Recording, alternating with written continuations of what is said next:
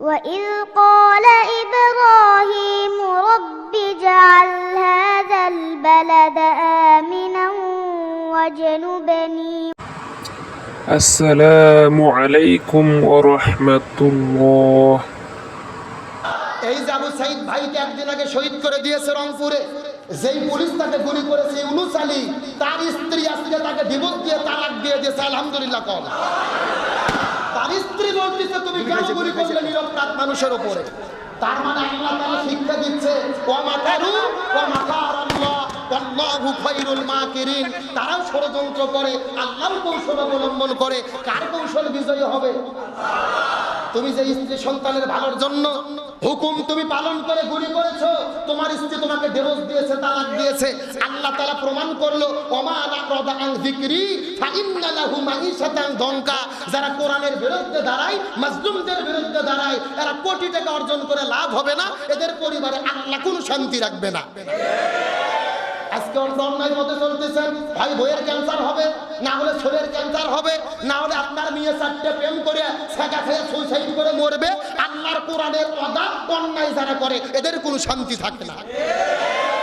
একটা কথা সুস্পষ্ট, ইমাম হোসাইনের কথা পরিষ্কার করে বলি, আজকে আমার দেশে আমার সমাজে যারা মার খাচ্ছে, জীবন দিচ্ছে, শহীদ হচ্ছে, এরাই ইমাম হোসাইনের উত্তরসূরি।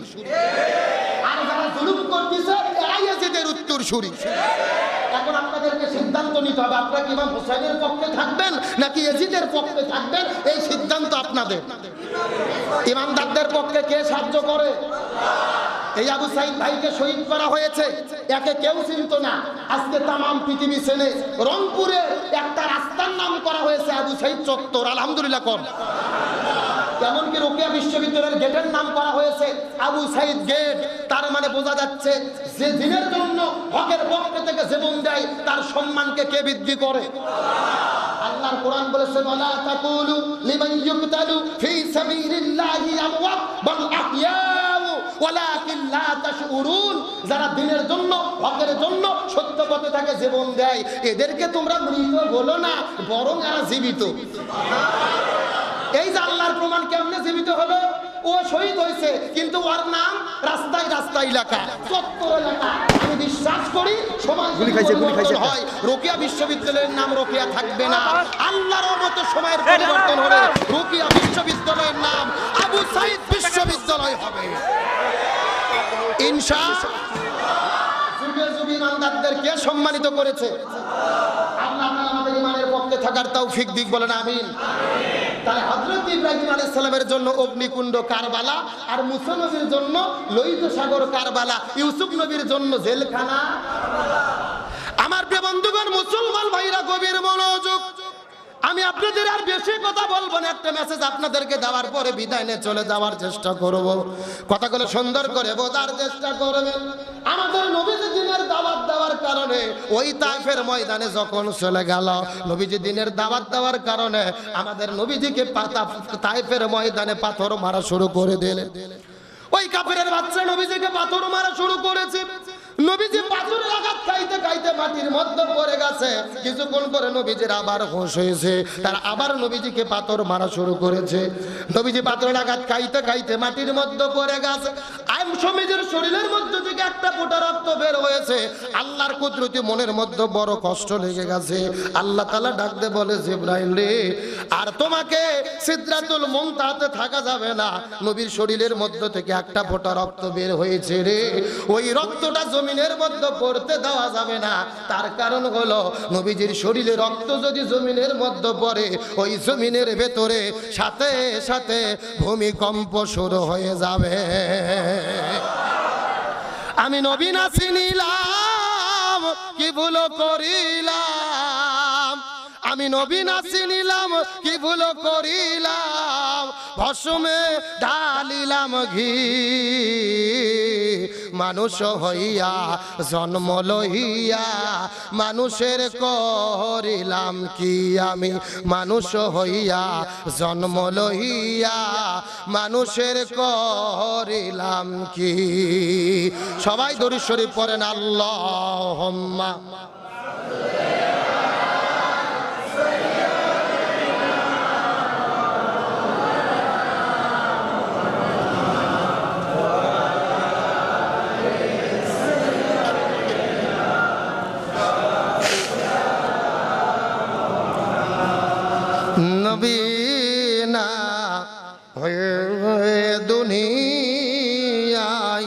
না হয়ে ফেরেশতা আল্লাহর হয়েছি উম্মত আপনার, তার তরে শুকুর হাজার বার সাল্লাল্লাহু আলা সাল্লাল্লাহু আলাইহি ওয়াসাল্লাম সাল্লাল্লাহু আলা মুহাম্মদ সাল্লাল্লাহু।